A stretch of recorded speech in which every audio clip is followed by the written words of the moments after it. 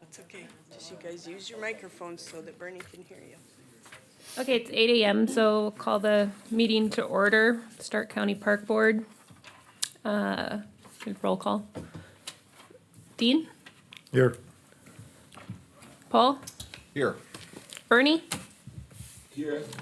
Bernie's here via Zoom. Neil? Here. Courtney's here. Jason?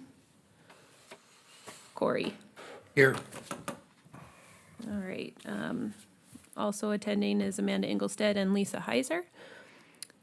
First item on the agenda is to, I guess, ratify the agenda. Any changes or additions to the agenda? Everybody's had a chance to review it?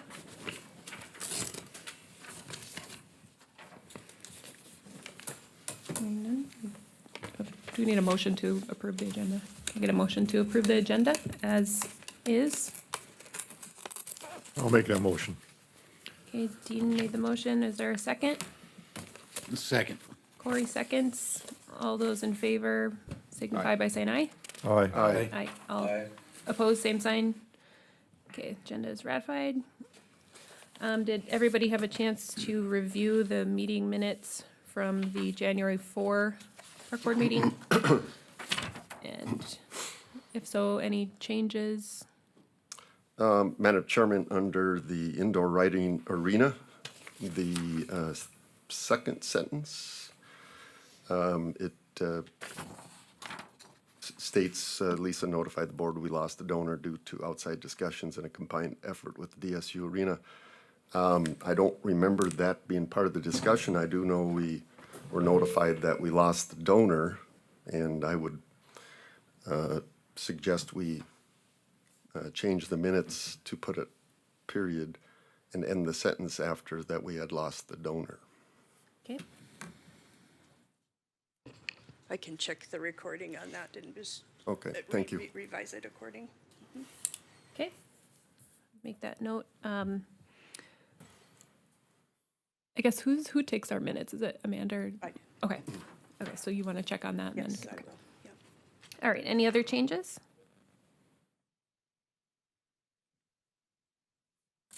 Okay, is there a, I guess, motion to approve the minutes with that caveat that that edit might be forthcoming? So moved.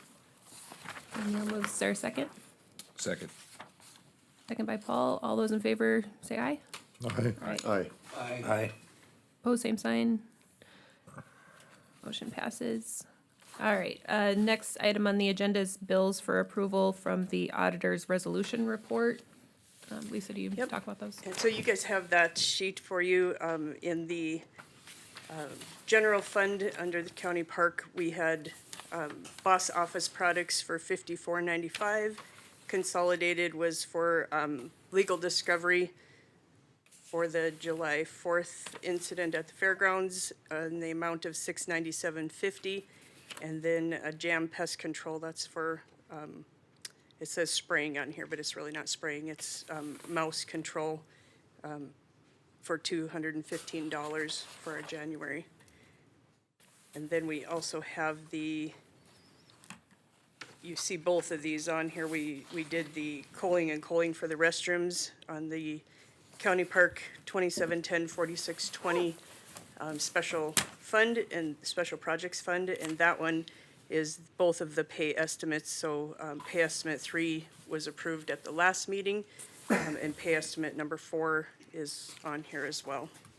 So this is, pay estimate 4 is the one that you're approving for this meeting in the amount of $41,040. And then that leaves the balance of the restroom balance to finish at $229,340. So today in bills you're approving is the $42,007.45.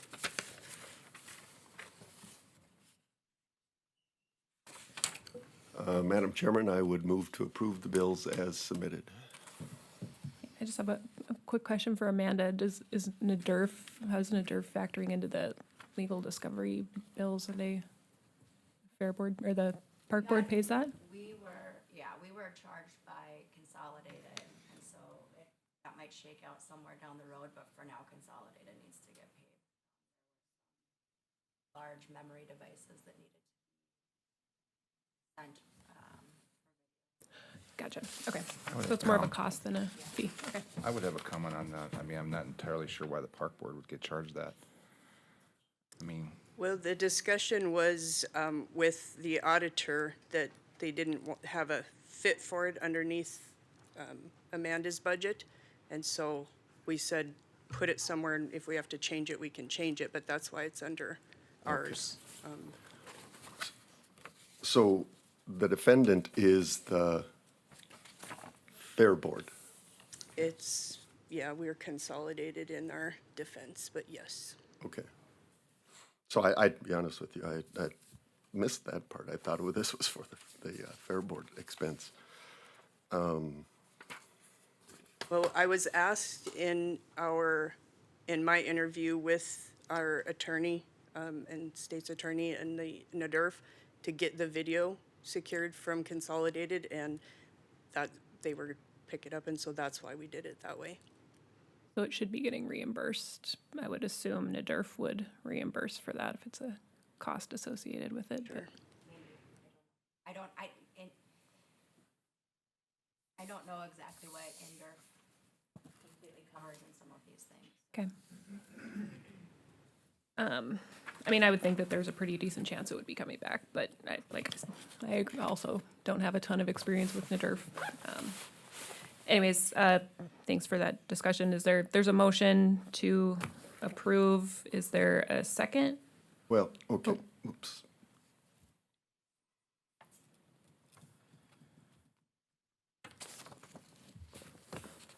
I'll second. I'd like to add to the discussion, if I Okay. may. Okay, I'm sorry, Neil, I didn't hear what you said. Okay, I'd just like to add to the discussion on that particular bill to Consolidated.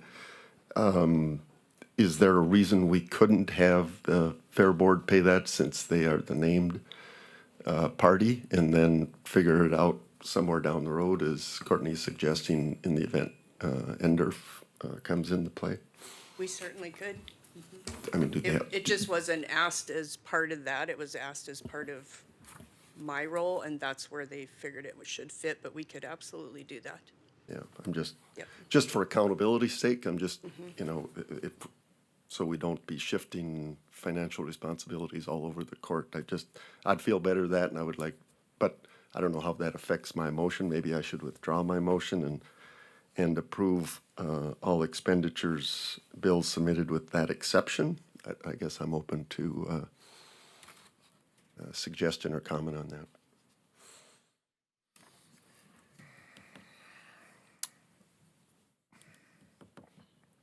I mean, that, I would think whatever affects the Fair Board goes back to the Park Board, so I mean, regardless, one way or another, the Park Board is the ones ending up paying it.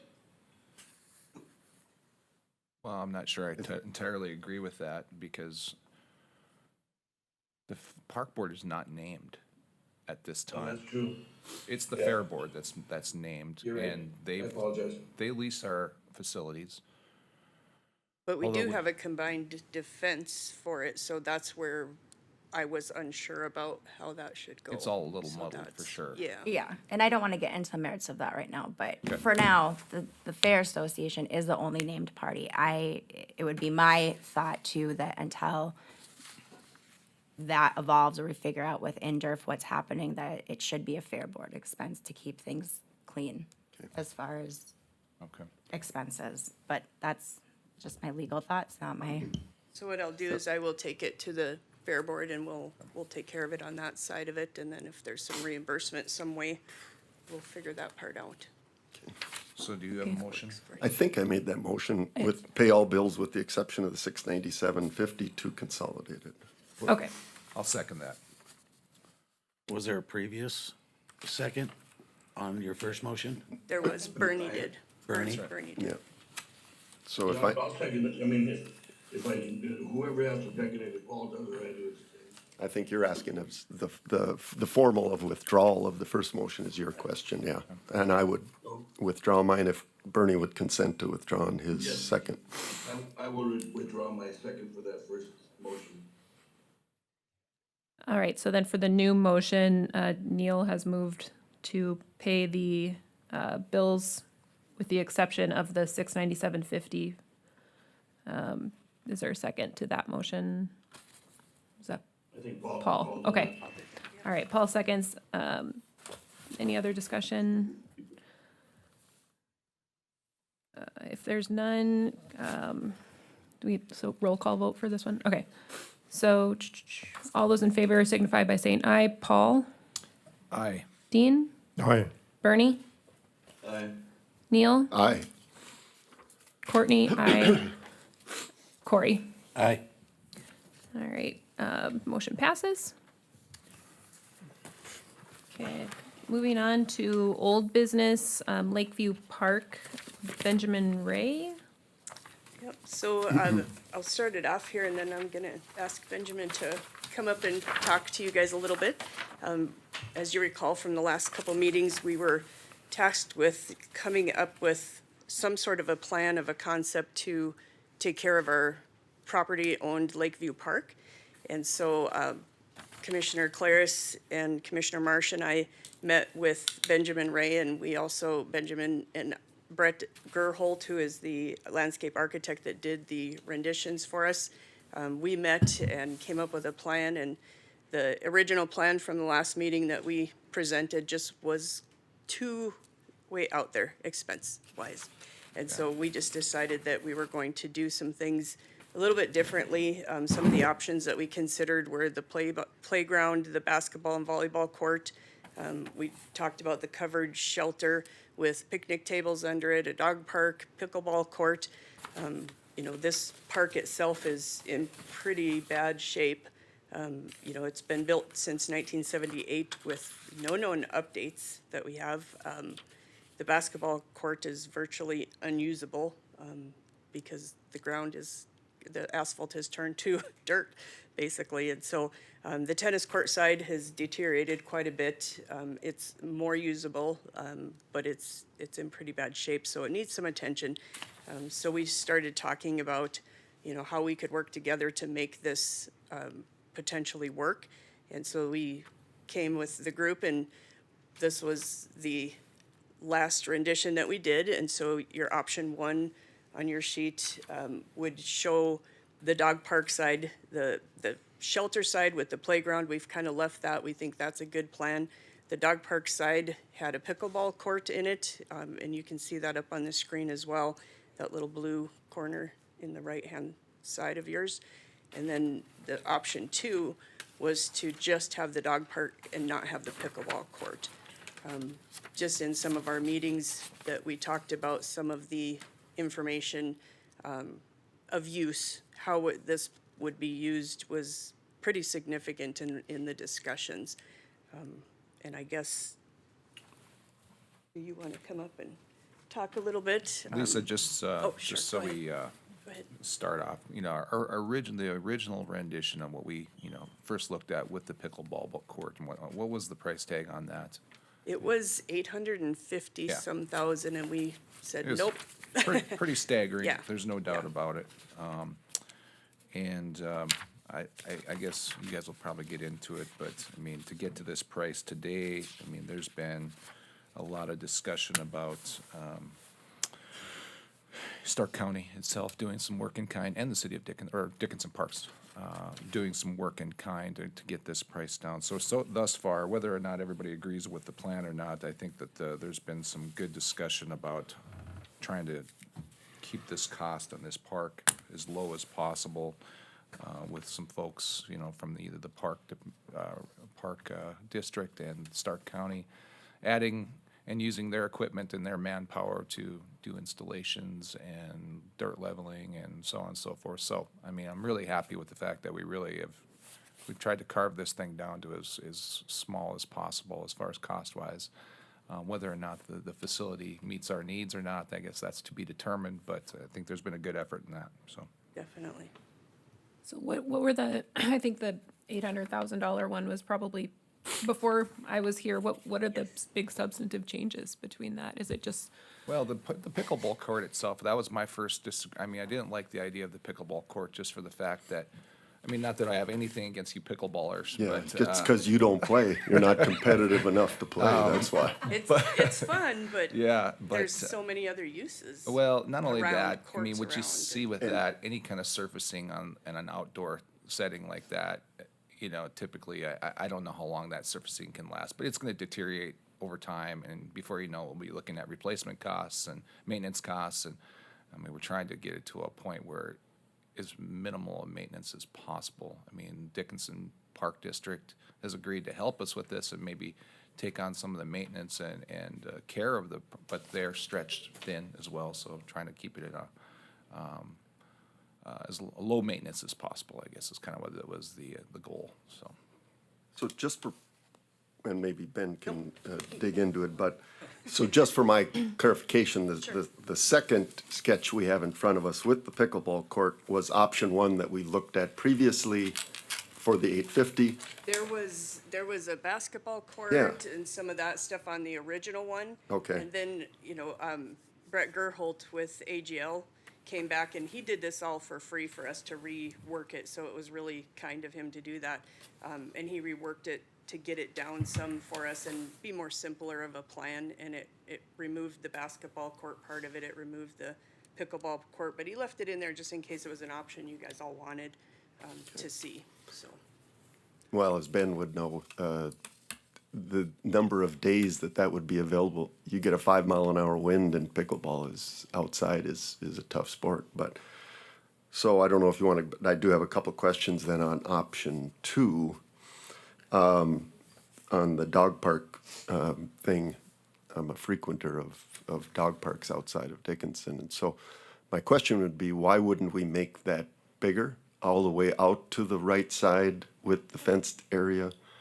For the simple reason, 80, it looks like it's 80 by 120, and if you get, you know, a number of dogs in there at the same time, dogs are dogs, and you're gonna have this potential conflict or whatever, and I'm just wondering, would it be an option to make that a bigger area, or is there a reason that outside buffer zone is the way, set up the way it is?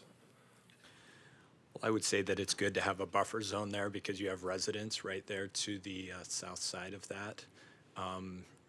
We could potentially work it around the ADA sidewalk that's designed the way that it is because of the slope of the land right there. So there could be some adjustments that we could make to that. I think going back to the design of the park overall, and talking about the bigger picture of where it fits within the needs of the community, it feels like we've kind of updated the design to be more of a neighborhood park, because the idea would be that it would serve the residents within a close proximity to that.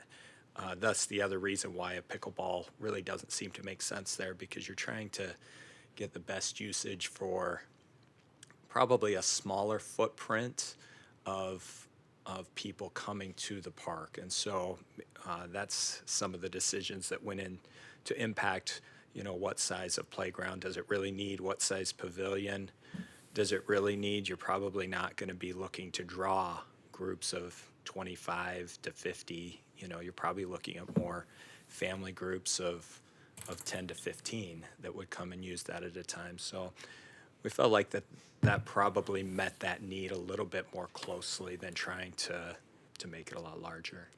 So the surface is, within the dog park, is grass? Yes. Okay. And it's designed in such a way that it would make it easy for us to pull our mowers in through the gate system to be able to maintain that. so then the concept again would be self-policing on picking up after your dog and all that good stuff. Yeah, that's pretty standard at dog parks to Yeah. self-police, so. Okay. Is there a planned separation fence? I know a lot of, Big dogs and little dogs. right. Yep. Nothing that's there now. We could I mean, it always wouldn't, I add wouldn't that think, somewhere, it couldn't we? wouldn't take much. But I mean, it is an issue, I can tell you, based on what my experience is. You get one dog that's a little aggressive and it screws it up for everything, and so. Certainly, given the size of the area, it would be difficult to have it separated in that way. That's why we chose the single option, even though we understand that there are some challenges with that. having the other dog park in town, I guess if people really wanted that separation, we have that available just in fairly close proximity. So 4 parking spots, 6 parking spots assigned there? Is, 3 on each side is what it is. Okay. Yep. is there room on the street to, the 30th going north and south there, in case there was, 10 vehicles, 5, whatever? I don't know how much usage your other park Yeah, gets. I would say that 30th Avenue would be a difficult spot because of the drop off into the, what do you call that? Stormwater area there. There's kind of a ditch. I would think if you got a little bit of overflow, it'd probably be on the corners on Lakeview Drive, which may or may not present a little bit of a challenge because that is a pretty narrow road. But I would guess that most people would want to stay off of 30th just because it's a little bit more main road there. And they do currently park on the Lakeview side because there is no parking lot right now. That'd probably be a good problem if we had overusage, correct? Yeah. And have we allowed for input from the neighbors out there in Lakeview Addition? Previously, we've had some public input meetings. We've had 2 of those. They have various things that they want there. I don't think that we can come to one conclusion that will make everybody happy. And so I think, this option gives them what they need for the smaller children that are there and the grandchildren that are coming to play. It gives them a little bit of an idea that the trees themselves, because that seems to be one of the largest issues, is they don't want the trees on the entrance when you drive into Lakeview. There's spider mites in the right one, and one tree's already dead and they've moved into the next one. They'll continue jumping around the neighborhood, so we have to take care of those regardless. And then you can see on this plan that we've planted, the intent is to plant several trees and have a really nice park in there if they choose to do it. And, you guys can look at your completed part on here, but, when you look at how many trees are going in there, there's 30 shade trees that are going in there, some shrubs and the grass, obviously. But, there's several options of cutting if we need to cut a little bit. We've got it down to the 152,841.70 is what we've gotten it down to. And we may be able to be under that some. It was hard to gauge the fencing based on what he gave us in fencing, whether we needed something shorter, something taller. So we just kind of left it at whatever he had on.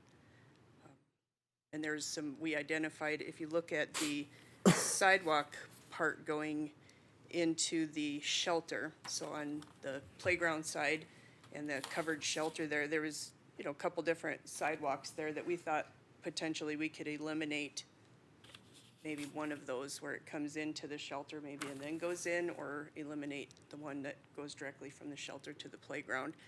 Just some cost savings there if we choose that we need to do that. And then you guys have the list of the input costs, the cost sharing pieces that we had identified with Dickinson Parks and Rec. We would also give some of our people too to be able to help assemble that. We have roughly, the county would have about 24,000, just under 25,000 into tree removal and demolition and hauling out of the debris. We can do a lot of the excavation and earthwork and, be able to grade that site the way it needs to be. With the road department crews, some of those are very handy in being able to do that and have experience with it. So we've saved some costs there, importing the topsoil for the dog park. There's just some significant savings. And so I met with Al Heiser on the road department and just said, what could we do? How could we do it? And that's where those numbers came in, is what he figured it could be. Dickinson Parks and Rec, I plugged in 20,000 there, just depending on, who's doing it. Obviously, if we add some people to it, it would make it a really good effort among our entities to be working together and doing this. And, then we would enter into, if we should go forward with this, we'll enter into an MOU. And so we have an understanding of who's to do what, and they'll put it into their system and maintain. And then we do have an expectation that we will have to put some monies into this in the future for maintenance and repairs and, potential other things later down the line. And did we think it was a 15 to 20-year kind of a look at some of these more, maybe? Yeah, so I'll just kind of follow up, and that's probably the biggest reason I'm here is to kind of lend our support and expertise in parks to the county on this project. We are fully supportive of this and willing to enter into an MOU for ongoing maintenance of the park. We feel like it fits well within what's needed for the broader community. Additionally, lifespan. Most of our playgrounds, we anticipate a 20 to 25-year lifespan.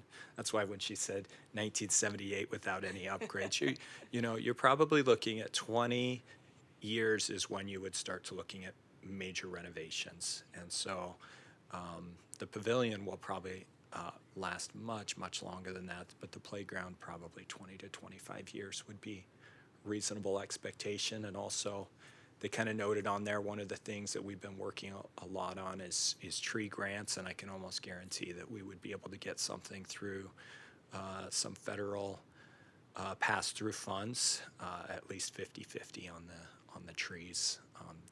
We've done that quite a bit over the last couple of years. So. Well, more than likely, I'm sure this is, it's not a very big park, right? And I think the idea, there's so few dog parks in Stark County, that this will probably be really popular, and it's probably gonna be built too small, most likely, right?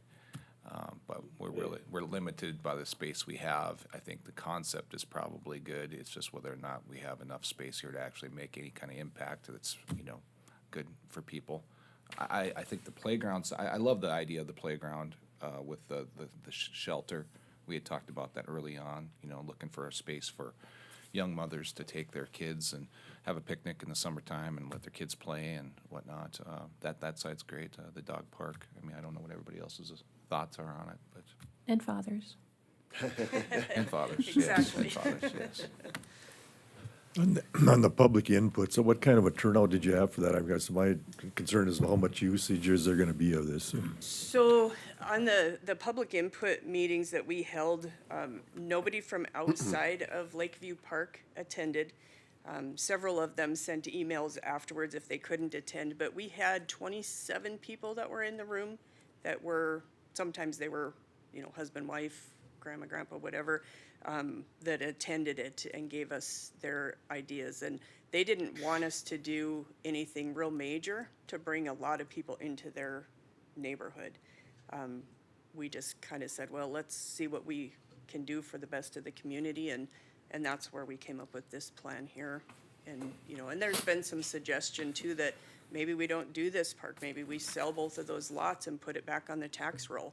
So that's a consideration that you guys have to think about. And, if we do the park, we're recommending to do option number 2 so that we get the best bang for our buck. And we can look at some of the extra room in growth and some of those things too if we feel that this is not going to be big enough of the dog park for us. Was the neighborhood generally supportive of the dog park aspect of it, or was it their That has never concerns? been given to them yet. And it looks like most of those yards out in that area are quite large yards too. So, I don't see, in my opinion only, being in that location, that it would draw a lot of people to a dog park in that area. I like the idea of having another one in town, but it's kind of out of the area. There's a lot of other areas just in that vicinity where you can just take your dog and out to the lake and run. And We talked a little bit about that, didn't we? And those of us who have smaller dogs, I would never take my little dog out and let him run at the lake as much, just because I know he's gonna go in the water, he's gonna roll, he's gonna get muddy. A dog park would be something that I would tend to do, and I know that, there's other people that would feel that way, but you're right, maybe if we're talking neighborhood-wise, maybe the dog park isn't as necessary, but I think if you offered it, you you offer something for outside the neighborhood as well, so. In the public discussion, where there's a daycare to the east of there, was they involved in any of this, or they using it, or? No discussion with I don't believe the daycare There's was a- there when we did that. I So don't- there's a sign, I know there was a daycare when I was out there driving through there a few times, but Yeah, I don't believe that there was, at least if they were, the private entity got notified of it. I'm not sure who owns that. But all the residents got a letter the first time and the second meeting and stuff to come, and they got to see the plan, and, you know, several of them email me every year and ask what we're doing and if we're gonna do something. like, Is there, I mean, I know that, you know, just to the west here is Patterson Lake recreation area, but is there, I don't want to go through and try to recomplicate this thing. We are where we're at right now, but I mean, I think the issue right now we're looking at is the dog park's probably too small. Which, I don't want to discriminate against big dogs, but maybe we just make it for little dogs, you know, What, but, I mean, is there an opportunity possibly just to beautify some green space here in that farthest north, lot, you know, make it, you know, plant some more trees, flowers. Essentially, that's what you're doing with adding a dog park there, is making a green space. So whether we decide that we don't like that and keep the fence out and just make it a green space, you know, those are pretty easy transitions. The one thing is, if we do make it a dog park and it doesn't, you know, get used or whatever, it's a very easy transition if we wanted to look at future amenities. Whereas if we were to put in a pickleball or a tennis court, that's a much harder thing to go back from. Yeah. So I think I would leave that to the commission to decide whether you would just want that as green space or as a dog park. I think we've kind of hit on both the pros and cons of that. I tend to agree that most of the bigger dogs would go down to the lake to run, and it would end up being utilized more by smaller dogs. and I agree with Lisa. Oops, I'm sorry, go ahead, Bernie, I can. I think if we just make it into a green space, people are gonna walk their dogs out there anyway, and they probably won't clean up after themselves as much as they would if it was set up with a dog park. And probably the only extra expense to that is the gate, is the fence, isn't it? Yeah, we have 23,000 is the total fencing for the gates and the fencing for itself in this. We have some concrete as well and some paths and Yeah, leading parking to and it. whatnot. I think you'd still have to have those.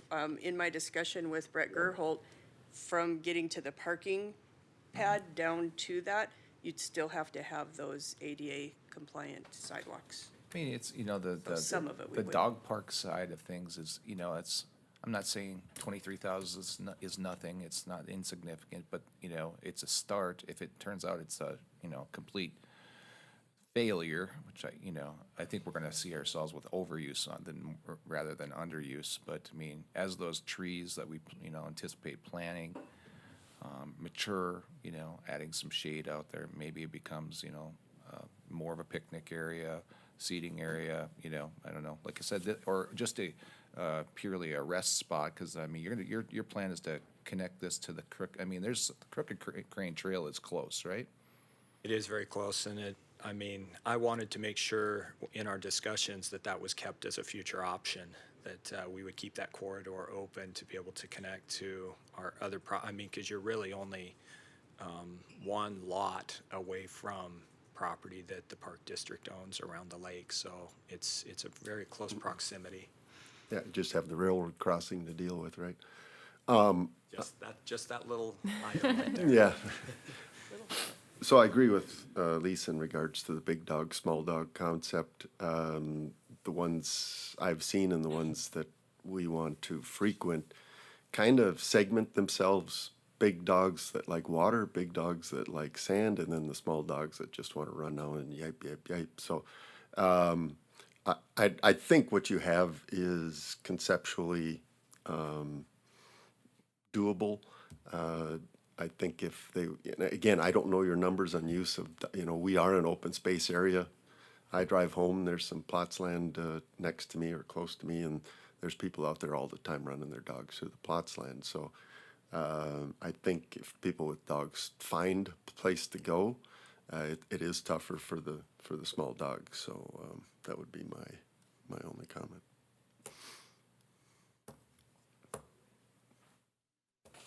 Where would we fund this from? How would we fund this? Do we have the funds in park right now? Yes, under the Special Projects Fund. Okay. And this would be a 24 project. Fall of 24. Got it. Based on what kind of we all have going on and possibly then. That would probably be the earliest. I'll just speak to that, just based on playground ordering and what I generally see as a timeline. You would be looking at fall at the earliest, and then depending on weather and crew availability, whether it would be able to be done in the fall or would get pushed to the next spring. If we make that, if that's, for a little dog park, and pardon my humor here, but maybe we need the fence only 2 foot instead of 4 foot? I know mine can jump pretty high.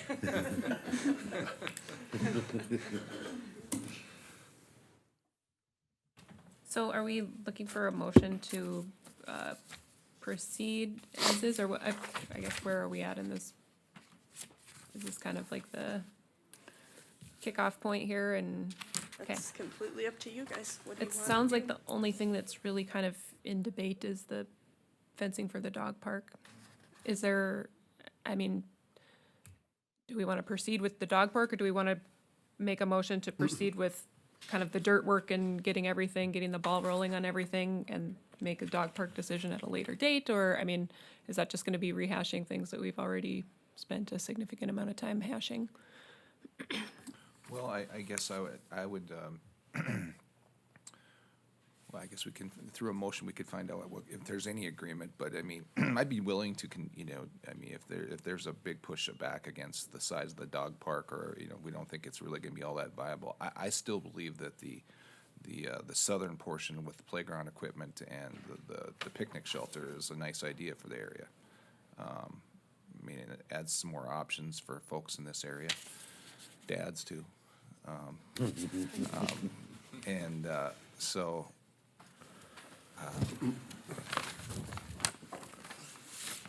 I guess I would make the motion that we move forward, at minimum, that we move forward and spend the money to improve the southern lot and do the picnic shelter and playground equipment, and keep this dog park idea on the table. I mean, we can always do that, but I mean, the big part of the construction here of this whole deal is really gonna be on that playground side. I mean, the equipment, the expense of, that's where the major effort's gonna go. So I would make that motion. Would you also possibly just the northern side as well, just turn that into an open space and green? I think I would be really in favor if we want to go forward with the idea of, you've got the plans for trees and whatnot, and since we're going to be out there planting trees on the southern portion of it anyway, I mean, go through the whole idea of beautifying that northern section as well, and maybe, I thought the park was going on the north side. Yeah, that's the way my compass works. oh, sorry, yeah, southern side, northern side, yeah. Okay. So, yeah, I would make that motion. I would add that, go ahead with the tree planting on the southern section as well. And making that right now, there's not much to it. And, I mean, we could make the area, I think this is an improvement to the neighborhood, with the tree planting and all that, so. And no dog park. And no dog And park. no fencing, dog park. And it can be open to, deer, dogs, whatever wants to be in there. Yeah, So, yeah. Yep. And maybe at some point we can just, it's a place for people to rest, picnic benches, whatever type of thing, so.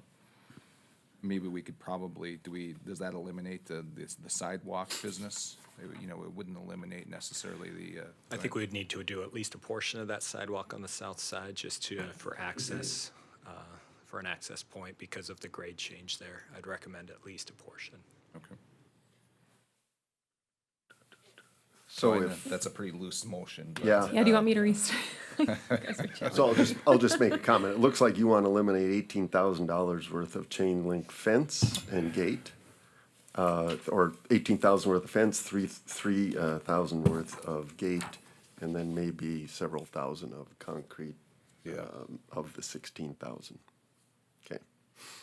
That was just a question. So we're probably, yeah, I mean, so we're gonna be in that $125,000 ballpark to complete this project, roughly. So I guess, however you'd like me to do it, I can rework my motion to reflect that, but, so I will. I would make the motion that we, move forward with the northern portion of the plan with the playground equipment and the picnic shelter, and include on the southern section of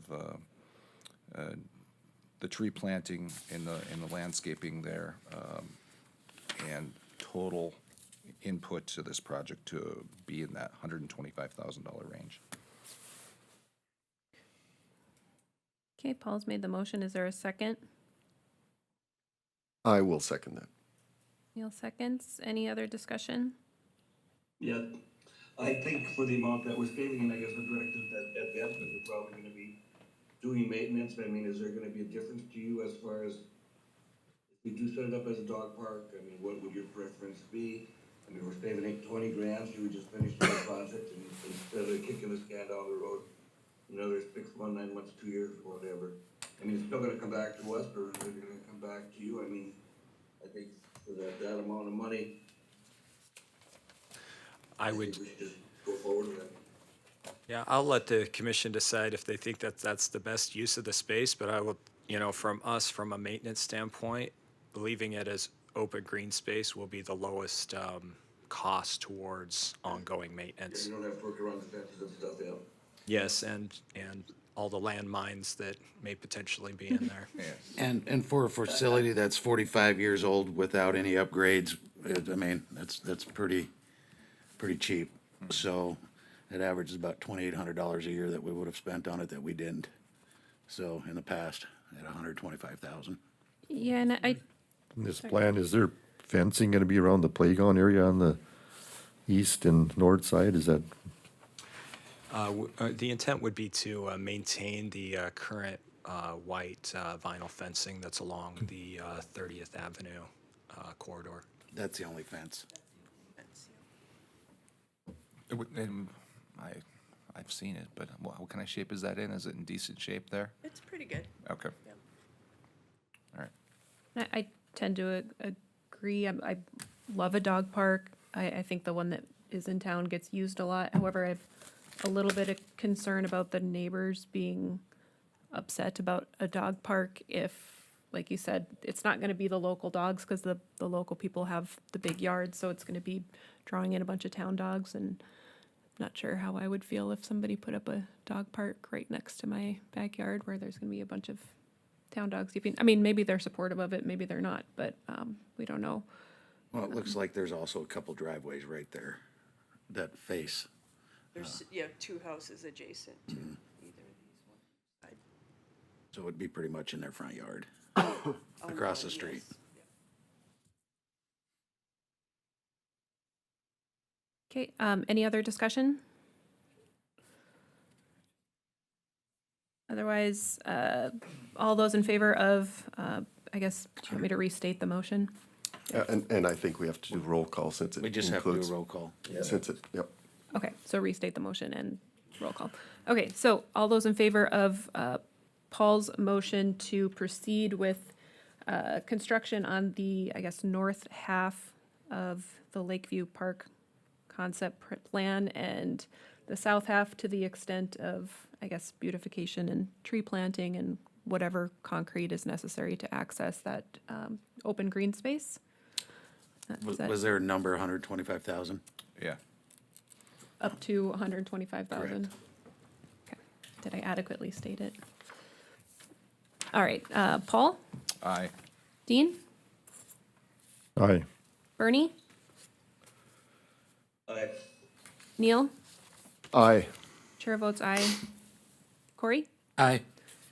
All right, I guess I don't really need to say all opposed. Motion passes, right? Okay. All right, moving on to the indoor arena building discussion. So what you guys have in your packet is basically some of the things that we wanted to bring forward, and I wanted some of the board members to be aware of the mission, values, and vision of the park board, of the way they were adopted in 2019, because I think Dean is the only one that's still on here that, that would have been part of that. You know, our mission is to provide an environment where lifelong memories are made. And, you know, that's a pretty simple mission, and I believe that we're heading towards that. You know, the vision was to impact our community's mental health through connection with their family and friends. And I think we do that pretty well by having the events, not only at the fairgrounds, but the motorsports park. And now with Lakeview, I think that'll also be part of that vision. You know, we celebrate moments of pride, which, you know, we're pretty proud when we get some grants. We're pretty proud of what we provide for people and the fact that we can have our parks open to people 24 hours a day, 7 days a week. We will leave a legacy that can be built upon by those that come after us. And I think that one is probably the most important that we see, is to leave that legacy, because in 30 years, we don't know what people want, what they'll need. And so I think that that's very important as well. You know, our values in joy, nature, making contributions, and unity. Joy will create experiences that bring joy, which we see that on a lot of the kids' faces when they actually come and see what we have. The kids are playing. Nature to nurture and respect our natural environment, and I think we do that very well, especially with our up-and-coming Nature's Park that we're doing through the grant. Contribution to build a future for our community, and that one is probably one of the biggest ones that we are touting, that we can build this future and all these things that we can give to our community right now, especially with this. Can I interrupt you Sure. real quick? Yes. Go ahead. It changed. I was gonna ask if the people online can see Oh, this okay. as well. Sure. Thank you. And then unity, you know, to create an inclusive atmosphere where everybody belongs, where they feel like they're included. That's one of the largest things that we see in comments when people rate us on Google, and they come and they give us feedback on our facilities, on all of our facilities, is that they feel welcome and safe.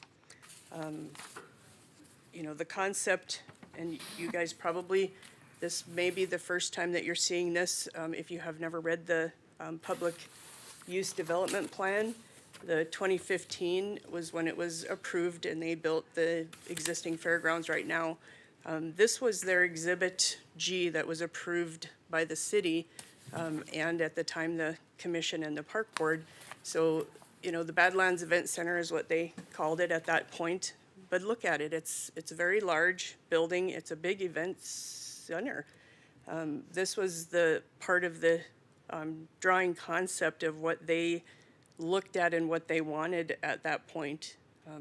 You know, there's a lot of information here in that PUD. One of the things that they have was that it was going to be, the event center was going to be built over phases over the years. And that's where we're coming forward from 2015 now to 2024, is we're phasing things in. The restrooms were phase 2. The leveling of the hill was phase 1 of this, and phase 3 was to be the arena. So when you guys look at that, you know, we've kind of gone through a bunch of the design and information requests. So in reducing the footprint to lower the costs, because you know as well as I do how expensive that became with all of the changes. Expenses, I've put together what we anticipate for expenses and income. I've done comparisons in similar sized arenas, average heating costs, and then meeting with our master planning committee, just going through, they've asked me to look at different items that we could entail 4-H and some of the other events. There's some dog shows that want to go in there. We have archery that wants to go in there. This is not just, as I've heard it, a glorified barrel racing arena. I'm not that selfish to do that. There are several things that the barrel racers do bring, because they do bring in people for a 3 or 4 day event typically, and they're bringing in a lot of revenue to Dickinson by what we do at the fairgrounds. So I just wanted you guys to take a look at that, the concept of the arena, and you guys have the pricing. So last month I gave you a number from, an estimate was 5.1 million. And so you have that estimate in front of you right now. It's a different estimate, because we wanted to compare, because I know there was some comments that we couldn't build it for $5.1 million. Now, this is a different space than what the events arena concept was before. This one is not going on the hill. This one is actually anticipated to go north of the restrooms. So in that lot, and it would head to the north. Can you tell me how much dirt work has previously been done that's, On the nothing hill? is on, the approximate dollar amount? So $1.3 million was collectively done to level the hill, and we did that in 2020. So between February and April, they completed that project. So we actually got the contractors to donate their people, their equipment. We got people to donate fuel to fuel their equipment and lower that hill. That hill was quite big. Was it 800? 6 feet, 300,000 yards wow. of dirt, 26 feet tall. And so, just leveling that hill has been really great. And they're disappointed. We're coming on 4 years and we haven't really wanted a concept to move forward with a plan.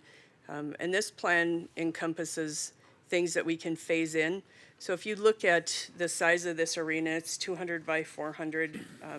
So basically it's a 140-foot wide footprint with 30 feet on each side as, geez, I just lost my, well, yeah, for return alleys and that, but, so that cheapens the building up for cost and snow weight, snow load, just by having those lean-tos, basically, that's the word I was looking for, by having that on there. The front portion of that is the, they call it an entry on here, so if you're looking at this estimate, that's the entry. This is fully insulated with fiberglass insulation in the roof and the walls. It's lined on the interior of that as well. This gives us what we need for right now, and I would still be looking at some of the other items that we do need for a building up on the hill to be able to, move forward with that in, say, if they wanted something in 30 years or whatever, I would still move forward with some of that. And this is just a concept layout of what could be. This came from the master planning committee of what they would like to see. So the wash racks are on the outside because the 4-H does their stuff in the summertime. And so the wash racks are on the outside, but they wanted a potential concessions eventually to add a couple restrooms in there, even though it's adjacent to the existing restrooms. We could also utilize those bleachers, bucking chutes at the end, and then the very, very north part where you see those the two doors on the side, that will have a removable pipe in the middle of it so that we can bring in big equipment. And so this is the plan that I'm presenting to you. This is actually designed to hold the events that currently want to come here. They're not going to be your big finals events just by virtue of the seating part of it that we think we can anticipate putting in there. But this building here comes into 4 $4,850,000, the way it is here. Now, there's no plumbing, heating, electrical in there. And I'll show you in a little bit of what that is for cost-wise. But I wanted to see, because I know there's a few people here that maybe wanted to speak on the arena, to see if anybody still wants to talk to you guys about the need. Anybody in the audience? I guess you can ask for that. Anybody in the general public audience area want to speak to the arena concept for the fairgrounds?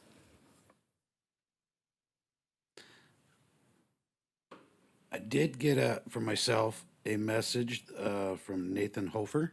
Yes. And about he had an event planned and that it got canceled on him, or he had to pick another date because his yearly event. That wasn't at our facility, that was at DSU's. So, there's been some discussion about the DSU facility and basically not having an arena at the fairgrounds and maybe having it at DSU and them doing events and concerts and that sort of thing. What Nathan Hofer does is our PBR, and then he also does, for the last 5 or 6 years, he has held an event at the DSU Indoor Arena. And this year, what happened to him in his March event, he wasn't able to hold that event. He got a call saying that the archery, which is a new program for DSU, their date that they originally booked didn't work for them. So his contract, his insurance, everything that he's worked up to with everything was basically told, this is a DSU event and it takes precedent over anything that the public would have booked. And so he was pushed out on his date. And so now he's booked him in our arena in the outdoor. So he had submitted that and I forwarded that message to you guys so you could all see that. So, sorry, anybody else? 4.8 million, dollars to basically, that's for the shell, right? Yes, and then, So that includes, well, you do have electric and yeah, plumbing up there. so Okay, they fine, okay. estimated the electrical at 435,000 and plumbing at 200,000, roughly right in there. So So the electrical plumbing, okay, so I mean, is this gonna be a heated, cooled type facility? not cooled, but heated, yes, because we intend on using it for the winter. And that's where we're lacking right now in facilities to be able to have winter events and riding for people that do that, 4-H practices, all of the things that we're looking at. Do you have It's any gonna be kind of busy. idea what it would cost on a monthly basis to heat this building? Yep, I provided that to you guys last month when you asked me to do well, I shouldn't say, the commission asked me to do that, to do the comparison. So on an average, 12,000 a year is what it would cost to heat it per year. And that's only a portion that you're heating it for, so probably November, December, January, just to keep the ground from freezing. Typically, arenas keep them anywhere from 40 to 45 degrees for animals to be in there and not sweat it up and then putting them back outside at 20 degrees. If you had an event, a spectator event, obviously you'd heat it up and get it warm for that day or, that time period that you're doing and then cool it back down. So for a winter events,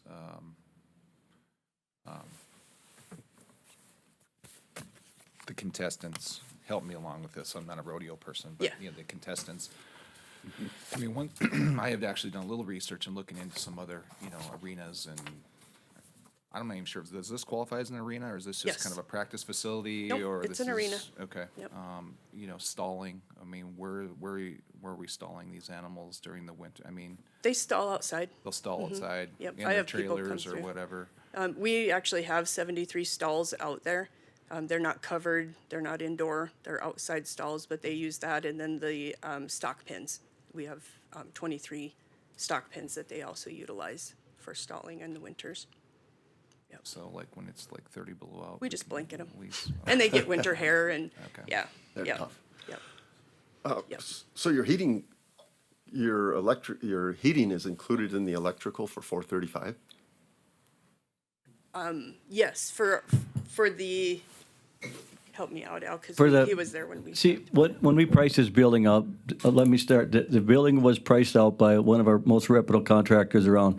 If you look at that real close, you know, the footings are 6 feet deep, so it's stick 2 feet out of the ground. It's got the insulation, and he did not put in the, you know, we could spend a lot of money on design, but he is 100% sure we can build a building for that.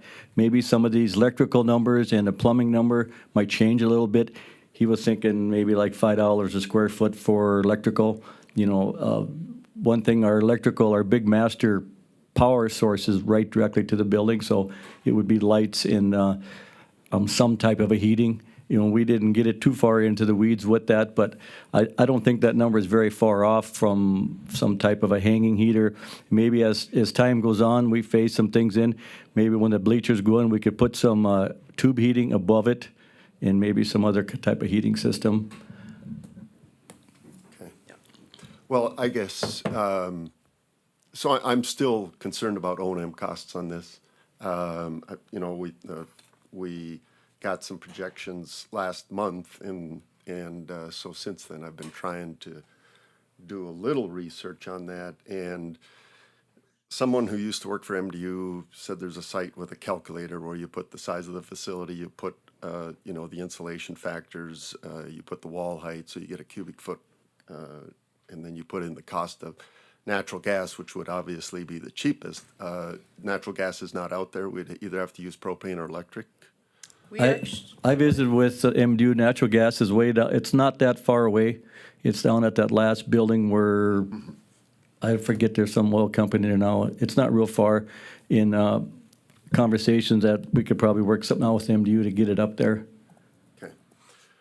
So that's a cost. And so anyway, the point I was getting to in trying to do that research and trying to find that website where you put your zip code in, you put, you know, you put the average mean temperature you're trying to look for.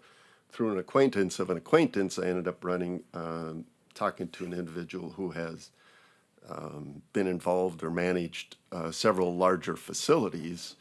And, you know, and I said, what's the biggest hit in there? And yes, it is utility cost without a doubt. And the bottom line is we need to take another look at this, but I don't think 30,000 does what you want to do. I think we need to be fully transparent on whatever. We need to get another set of eyes on this, independent, that would give us accurate. Because my concern is we're making a funding request, right? We don't have the final numbers. You don't have, you know, things that you would really like. Bleachers, you mentioned it last month. I can't remember what else. The chutes and the arena fence or whatever like that. And so if you're going to have that, rather than just have 4 walls and someplace to go work. but we do have so the North Arena, we would take all those panels and repurpose them. I'm all about repurposing and using this stuff we have, and that would be our arena. It's comparable size-wise, so that would be on the interior. We have the portable bleachers on the north side of the grandstands right now that could be moved into there for the winter times. That's what they were made for. They're portable for that reason. We have the ability to set this up and go with it and then phase some things in. What this does for us is allows us to get it going and get support behind it, and start to do that. I don't know that there's any more research or anything that you can do, because aside from building it and seeing what the income is going to be on it, I can tell you it's going to be close. I think 30,000 is a lot for heating for what we compared from. Even on the average, 10 facilities, $10,000, I think 9,000 was the cheapest, and 19 was the most expensive. And they were all varied in the type of insulation and how much insulation and that sort of thing. You know, I'm asking this board to move forward to make the recommendation, because I think if we don't, we need to stop. because, you know, like I said, every time we go and say, oh, go back and do this research, go back in this, I really feel like it's a waste of time. I've been doing this research for 6 years, and it's just, it's not enough to convince people of what it will be. And we have the track record in the outdoor, that the outdoor makes money. And I was told that it would never make money, and it does. And so I believe that this is the way we move forward, so that we can move forward with our 4-H kids at the fairgrounds and not have the full fair and be able to do that. We need to be able to have a full fair in our county. And I think this gets us there. And, you know, this is where, you know, I looked at the park board, how much they have in their special funds project. So right now, after the restrooms and after Lakeview, I just took those two numbers out, the balance to finish, there's 800,000 there. ARPA funds, should you do those, there's 1.3 million in ARPA funds. The Fair Board has issued $100,000 to start with, and then donations and grants. We already have 600,000 committed to this, and I know that there are others that are going to commit. So really, you know, the county, aside from these other two county funds, you know, 2.8 million isn't a lot to get something that's going to last a lifetime and do what we intend to do by our missions, values, and vision. And this is, you know, I attached the 10-year vision that you guys, and I say you guys loosely, the park board adopted the final version in February of 2022. And so, you know, that one, you guys have a copy of that as well. And that all has the information on it that states what we're doing and what we're trying to do and why we're trying to do it. You know, it's a living document, so we constantly are updating that, and I'm updating it again for this year to try to get you guys a little more definition of where we're going. I think that's been maybe the lack of what we've been doing, you know, in the last few years.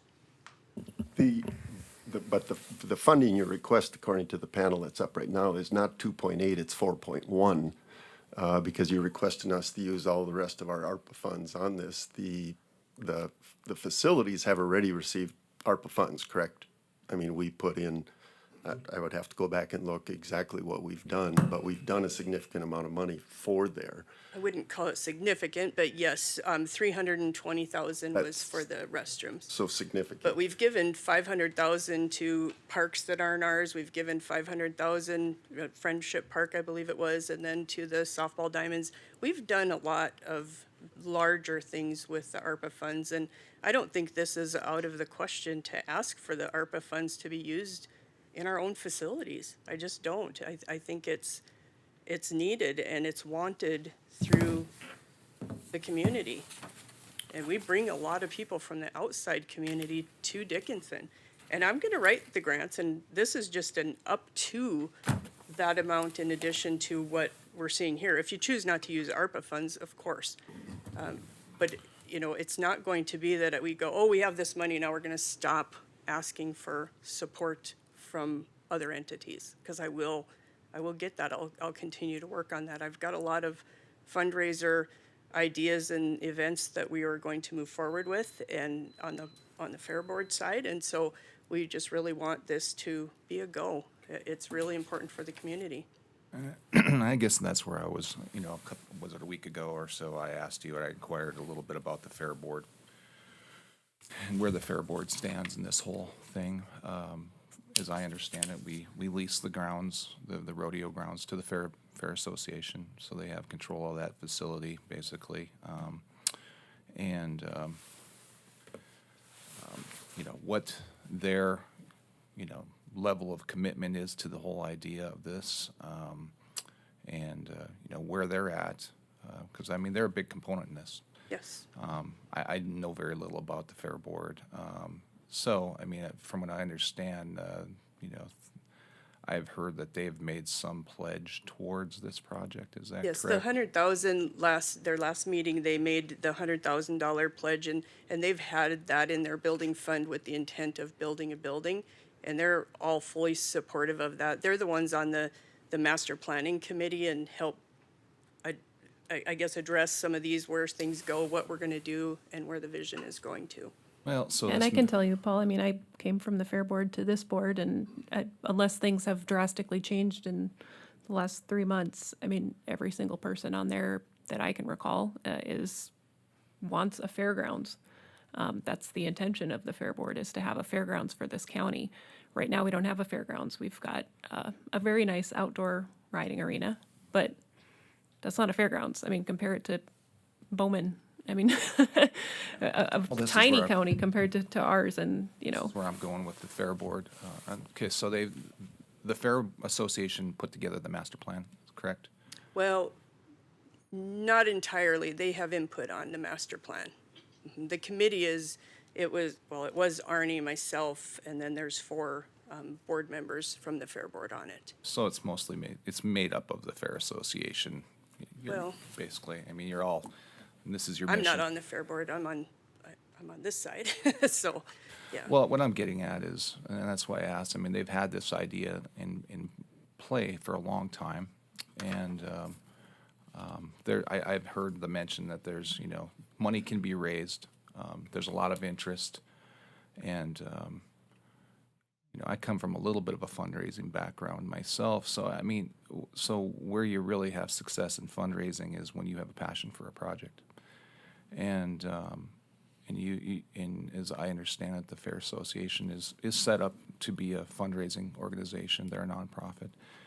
And I would like to see a lot more of a commitment. I mean, that's your passion. I mean, you guys, the folks that are on the Fair Association understand what you're trying to build. Obviously, there would have to be some agreement with the Park Board in Stark County itself. So, I mean, right now, it's of let's call it a $5 million ask. They've put forward $100,000. But I think that, I mean, I'm in agreement. I mean, we should, if you want to do something great, but I mean, what is the possibility of the Fair Association, putting a full court press on and trying to raise some money to come up with more of a commitment, if you will, towards this project? I mean, I can say I'm committed to lots of things, but I mean, commitment to me is they need to show up with a monetary commitment that they are behind this. And like I said, it's your passion, and I think that's how you can raise money when you have a cause. And the people that go out and raise money with that passion are typically successful. We're having a park board meeting currently, but in a few minutes here, we're gonna have a county commission meeting, and ultimately, this park board is not gonna fund this. This funding request is really gonna come to the county commission. And, you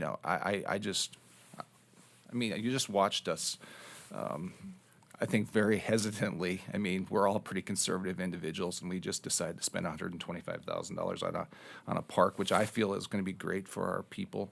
I hope it is. I hope we have a nice impact. Is it going to be a giant impact? No, we probably know that, but I think it's going to add to the quality of life of Stark County in a small way. But even that, I thought it's not like everybody was just jumping up and wanting to spend $125,000. And I go forward and look at our agenda for the county commission, and the amount of asks out there for our county. We know that there's going to be some fairly sizable asks coming down the pipe at us. We know that the airport is talking about an expansion. There's some discussion currently going on with the city of Dickinson about an ambulance service. We know that there's potentially going to be a capital outlay for that. If there's some agreement amongst this board, our county commission. So like I said, for me, a $5 million ask, or right now currently it would be a $4.9 million ask if the $100,000 from the Fair Association. It's a giant ask. It's a really big ask. And we have to think about, or at least I have to think about,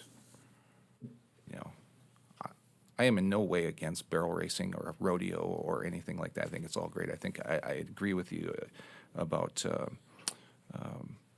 honoring our Western heritage here, promoting rodeo. We know that a lot of kids and 4-H people are involved in that, but we start talking about overall impact, or of actual people.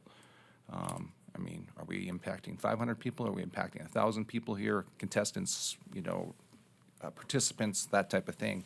I mean, you start doing that on a per person basis, per capita basis, $5 million is a big, it's a big chunk. And do we really have that kind of commitment from people? And that's why I go back to the Fair Association. If you really have this kind of passion and this kind of commitment from the public, it'll show up in your donations. And like I said, I think you've had somewhat of you've been asking, there's been billboards out and whatnot, but you haven't really committed to it, to the whole fundraising thing. It just really hasn't happened for you because you haven't That's put not true. Well- That's not true at all. Well, have So you- that's a false statement, Paul, because I'm not trying to say- I have absolutely committed to fundraising. I raised almost $2 million just by going out and asking people about the original events building. I booked it for 7.5 months, and that meant nothing to the commission. And that's what I'm saying. This isn't just my passion. This is the passion of a lot of people in this community. And these types of buildings are the types of buildings that are going to make people want to live here. It is not just a lifestyle. It's like if you didn't have the golf course or you didn't have the things that you guys are all interested in, if you didn't have that, would you stay living here? And that's the problem. We're 6 to 8 months of winter every single year. And that's where the struggle is, to be bringing people to the community in the wintertime. And, I disagree that it is the Fair Association's job to go and fundraise for a building that you will own without you putting forward some dollars. And that's what people are waiting for, is for the commission, because you can stop it and say, well, you collected all these dollars and we're not building it. And you can say that. And that's why people aren't willing to step forward. Here, let's back a little bit. Here's where the gap is for me. I have yet to see we need to have a 4-H council, a fair board, park board, county commission, joint meetings, whatever you want to have. Because in the last 30 days since we had this proposal, I've tried reaching out to find out what the feelings of 4-H are, what the fair board wants, and those kind of things. And it's kind of a disconnected message, okay? Everybody wants a facility. I support a facility, but my job as a county commissioner is to be the caretaker of taxpayer funds. And so when we see this ask, and then we see the potential, no one has answered the question. Everybody wants to say, we think we can make it economically balanced. We won't lose money on it. But nobody answers the question, if it does lose $50,000 a year, where does that money come from? It's going to come from the taxpayers, because the market is the market for user fees or events or those kind of things. I know in your projections, for example, you have $1,000 on a banner, and you project you'll have 100 banners in there, $100,000. That's really good. That's really good revenue. My company has a banner over at the what's the baseball team? Mustang Baseball Complex. We pay $250. I get 6,000 vehicles a day going by my banner. You're not going to have that. So I don't know what the market is. Haven't done the research as what that's worth. But what I'm saying is we need to answer the question to the taxpayers, what happens if this thing loses money? And how is that going to be funded? We need to get together collectively so that everybody is on board, so that the 4-H can say, this is a concept, this is a facility that looks good, that we would use and we support. That gives them the ability to go out and help raise funds. So that's where I'm at. Again, you might not think 4.1 million is a significant amount of money. It is. It's a huge amount of money. And like Paul mentioned, we have all these other asks coming in. I'd like to see a facility down there, but we need to probably raise, the majority of that money needs to be raised in conjunction, and let's figure out a way to do it is kind of where I'm at. So. Is there a dollar amount you're thinking, 30%? Well, I think we need to collectively also as a county commission, sit down and say, okay, we know that I went last night, we have 6 or 7 asks in the next 12 months coming in front of us. What are we willing to do conceptually on each of those? I've asked at 2 separate meetings, twice, I've looked down this table and I said, does anybody have an idea what we would be willing or they would be willing to support in towards this facility. I conceptually have a number, but I wouldn't want to, I would want to have everybody in a room and everybody discuss it so that you could make those projections. Because if I say X, then somebody's going to say, oh, he's crazy, he's, he's drunken sailor kind of concept. And if I say, a low number, they go, oh, he's anti this. So I think we need to get all the players in the room, have not probably just one meeting, a couple of meetings, so people have the ability to discuss and digest all the concepts and plans that are in front of us, and then we can move forward. So, where we're at here, I'm going to be honest with you. 3 months ago, at the November meeting, we canceled the big building, right? On your recommendation, the motion was cancel the big building because it was too much money. Yes, Right. yep. With the follow-up that if the county commission made a significant contribution to a big facility, we were going to take that to the vote of the people. That's also in the minutes. That was not. That's that- in the That minutes. was your suggestion that we did that, but we, There was no objection to it. I still correct. feel that. I still feel that way. If we don't have full public support for what we're doing, then we shouldn't do it. Because ultimately, we have 33,000 bosses out there. We're not 5 bosses over 33. There's 33,000 of them over us. And we have to reflect that. We have to represent that.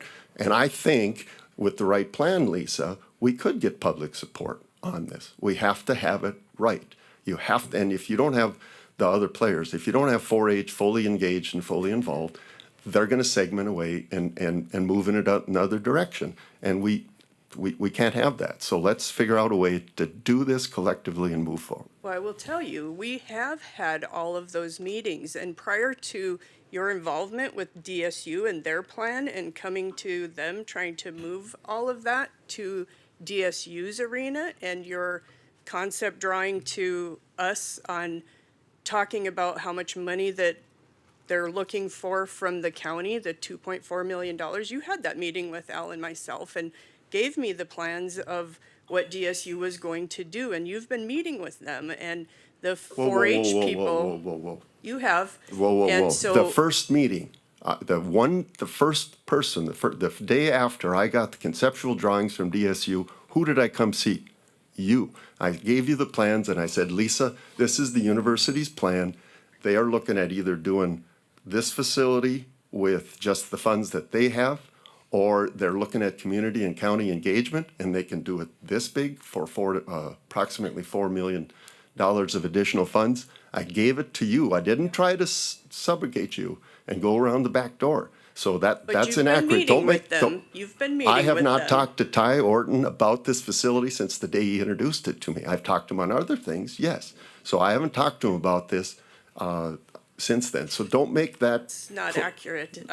You brought in 2 days before that meeting of the idea of it, and I said, what? They haven't talked to me about that at all. I haven't even seen that. We had meetings with DSU, President Easton and Ty Orton, Kyle Smith, and it was the 4-H people, it was the Fair Board people, it was the Park Board people, and we all determined we needed separate facilities because it wouldn't work to have a combined facility. And I asked you at that time, what's changed? Because that happened August of '22.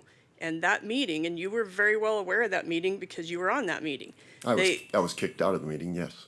Well, the phone was still on.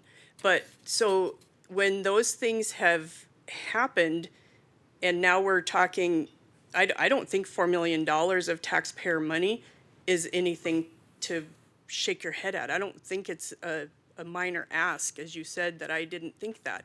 I'm asking you guys to give some dollars towards this building so that we can fund the rest of it. I'm not asking you to give me $4 million. I'm asking you to give something, because this is really, it's drawn on so long, and it's prior to you, it's prior to Paul, Corey, Bernie even, and it's just, it's a waste of taxpayer dollars to have me jump through these hoops of research. We've done it all. So we shouldn't listen to the taxpayers. The taxpayers said that they wanted it before, not through vote, as you said, but then if you're gonna give DSU money, then maybe that should go to a vote too. And that's a And I would be recommend. absolutely in favor of that. First of all, we don't have a formal ask from DSU. This was a concept yet. that was brought. Yeah.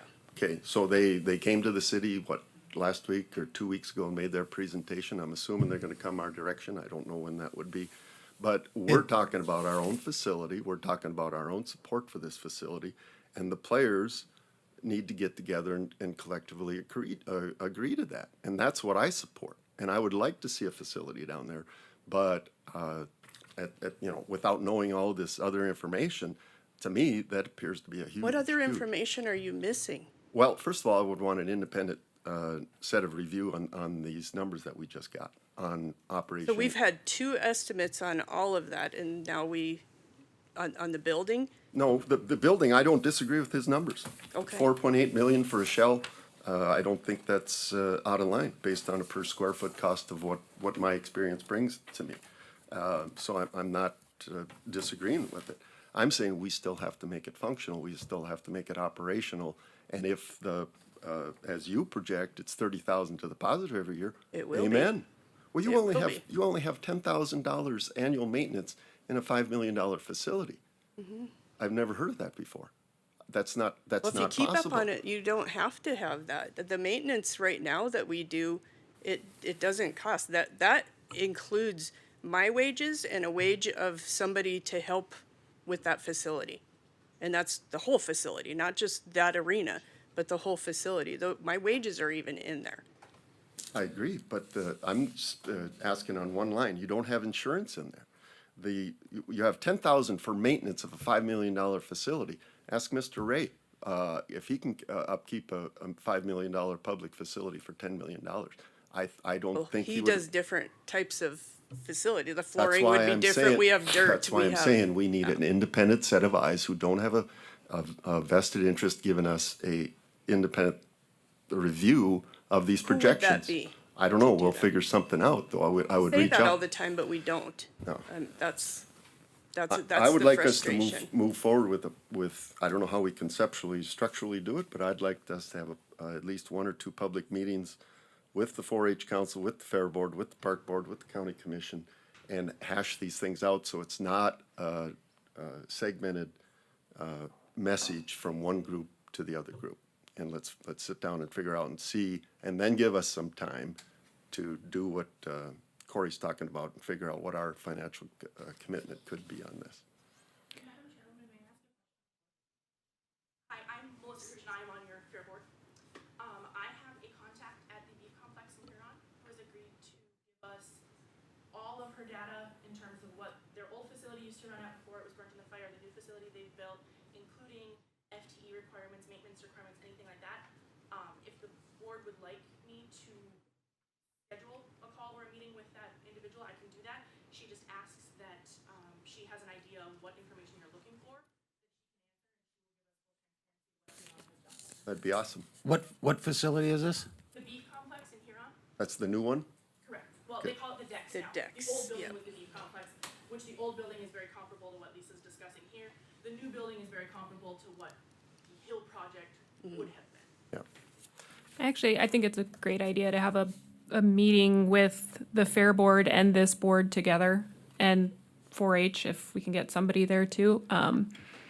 I mean, Amanda, do you have any ideas what that would be, like a special meeting and have it open to the public? Yeah, you'd have to just notice it as a special meeting with an agenda and invite, and it would have to be an agenda and noticed for all of the participants, right? The fair board, the park board, the county commission, 4-H. Well, and I think it would have to be a very specific agenda to address specifically what the roadblocks are. You know, if we want another independent person to go over the maintenance costs, we should agree on who that person is, so then we can agree to respect what they find.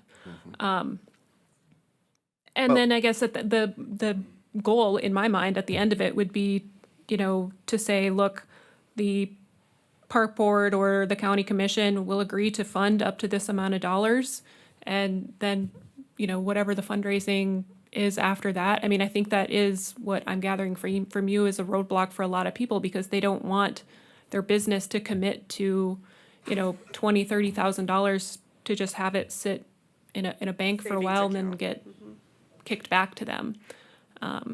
I mean, there has to be some commitment from the county so people know that this is actually gonna happen, just like Legacy Square, you know, that was Well, an and issue. I agree with Lisa that there are people who are out there who are willing to support this financially.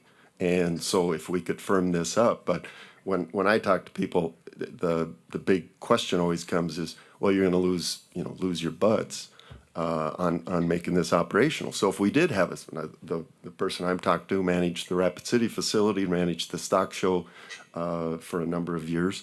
And so I think that input would also be valuable. So I think what we're talking about doing would move us a step forward and make us make a decision on this. Yeah, I mean, the research is there. I've seen you circle back and forth and scaling things out and scaling things down for the request of this board and the Fair Board. So I think the next step is just, you know, sticking with somebody that we agree and will be bound by.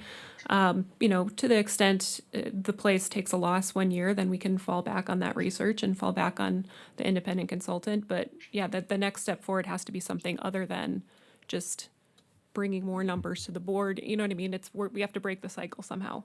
So if we can do that in some kind of meeting, I'm absolutely supportive of that. I agree. We've been chatting about this since I've been on, so, and well Yeah. before that, is obviously there was a vision, a plan for the facility. And, I think, there's obviously, another organization within town wanting a facility as well. But I think at some point we need to address ours before we can help them with theirs too, so. And maybe, it doesn't look like they're two identical facilities, but anyway, so we'll both be offering separate things. No, we're well beyond our time. And so, Do we can we make a pause for the county commissioner? Do you want to finish this first? I think this here, the Speedway one, They're can be fast. really quick. Okay. I would prefer to finish, so I Can don't go to have to work. come back. Can Yeah. earn a living. fast. So do we have an action item on the indoor arena, or is it, I mean, are we? I would move we schedule a joint meeting of the 4-H Fair Board, Park Board, County Commission. I would say probably 2 meetings and then come back with a recommendation and a consensus. You have a time frame for that? Yeah, good one. I'm going to be gone for a couple weeks after the end of next week, I believe. I will, yeah, So can we do, I mean, I hate to say 30 days, but I could join but via Zoom as well. It can, yeah. Yep, so, I'm sure it doesn't have to be in person. right. So just, and we're not talking about at the next park board meeting. This is a separate I would- timeframe. I think this is a multiple hour meeting. And can we add, to have a pre-approved agenda before that to make sure that, We would have to. Yep. okay, Because it's a special meeting. okay. All right, so Neil's made that motion. Do you need me to repeat it? I'll second it. Okay, And it's within the next 30 days? Yeah, I would think we should. I mean, no sense dragging it on beyond that. So let's, does we want to do an evening or a morning? I'm open. personally, I prefer morning, but I would too. So let me, Mornings. yeah, so I'll throw some dates out after the conclusion of this meeting, send it around in an email and with the other players, and then we can get a consensus. Is that okay? All right. And you'll send out the invite? Or, I'll either have Lisa or Okay. you have all the emails for all the other players, so, yep. Okay, that works. okay, so there's a motion and a second. All those in favor? Aye. Aye. Pose same sign. Motion passes. Moving on, Speedway water and wall issue update. Do we have a plan to get that ready for the year for them, the? Not yet. Now that the frost has come out, now we've got, I'll call Tracy Tews and a couple of the people that initially wanted to do it with Brad Hardigan and that, so Okay, we'll get after that and. because we've come agreed up with a to plan. come up with a quick fix to, Yep, to to make get it them happen. going early. Yep. Okay. Yep. Yep. I think that was the biggest thing. There was some feedback I got on it, Yeah. from the individuals that, rent it. Yep. Yep. Okay, So we'll do that. And then the next Nothing needed on that two one? items, Yeah, new business motor grader lease for Rough Rider Motorsports. yep, and so I've emailed those to Amanda, and that was my fault, because I forgot to email those to her.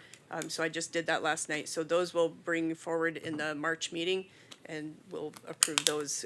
We just wanted to make sure we looked at a couple of items in those, but it doesn't affect anything with the lease right now for them, because they won't start till May anyway, so that's it for it. Okay, fairground and events park lease. Same thing, Okay, yep, same with that one. Moving All right. all to March. yeah, move. Sorry, Paul. Just clarifying, we're moving all those items to March. Okay. Those two, yep, yep. All right, next meeting date's March 5th. There's a decent chance I'll be traveling for work, but I'll do my best to appear by Zoom unless I'm on a plane. Is there a motion to adjourn?